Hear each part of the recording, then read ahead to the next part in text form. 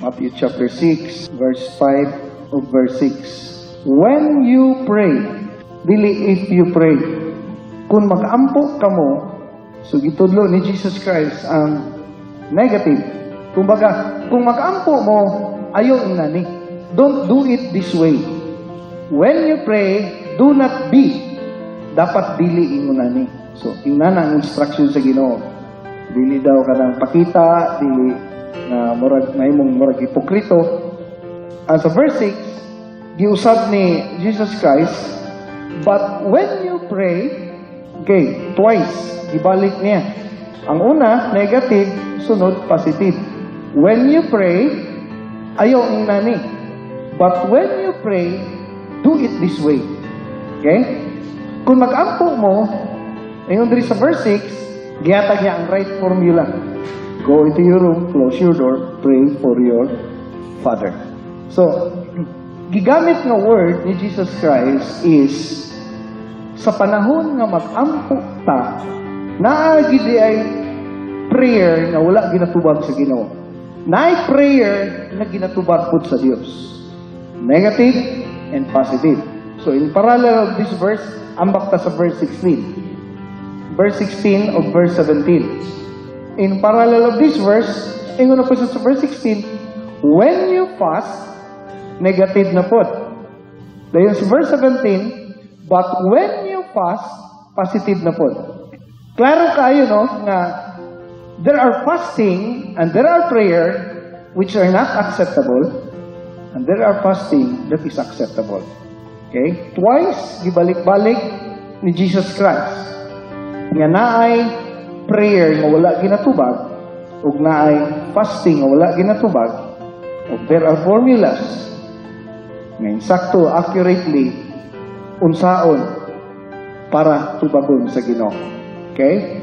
So, the phrase, or this phrase indicates that Jesus is expecting us to pray and to fast. Gi-expect ni Jesus Christ nga mag-ampo kita ug magpuasa ta. Kay wala man gigamit diri ang if you pray. So kung if, optional siya. No? Ang gigamit diri is kung mag-ampo ka, kung magpuasa ka, kung pasabot, no? Naay taas kayong expectation si Jesus. Gilauman niya sa iyang disciples nga ang disciples dapat mag-ampo yun.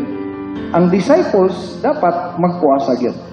Akong itudlo sa inyo ha, unsa nga prayer o unsa ang fasting nga effective. Okay? So, negative and positive. Ayaw inani, kung maampo ka, ayaw inani. Kung maampo ka, dapat ingon ani. Kung ma-observe nimo, prayer and fasting is at the same level. Muragwa siya kalahian. Kaya nag-expect si Jesus Christ kung unsa ang prayer, unsa po ang fasting. Buot pasabot nga sa Christian life, prayer and fasting is a prerequisite. Di gid siya pwede nga wala. Na gid siya. So what is the purpose of fasting? Unsay purpose? Fasting is God's appointed way to humble us, to humble ourselves. Tungod kay ang pinaka-single barriers nga makahinder sa atong prayer is pride. Sure nga babag, accurate, the very single barriers to hinder our prayers is pride. Okay? Mo man ang first sin. Ang pride mo ay reason nga nung naa si Lucifer. Kabalo ba mo nga ang pride dili mapasaylo sa Ginoo? Ang Ginoo mapasayloon, pero ang garbo ra di niya mapasaylo. Ang garbuso nga tao di niya mapasaylo. Ngano man? Di niya mapasaylo kay tungod ang garbuso nga tao di maginulsol.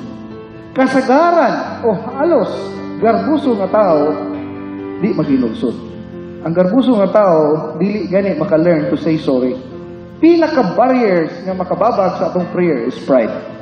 Ug ang garbuso nga tao dili maginulsol. Muna ang karon si Lucifer, magpabili na lang siyang Lucifer. Kung maghinulso lang unta siya, kaya siyang pasayloon sa Ginoo.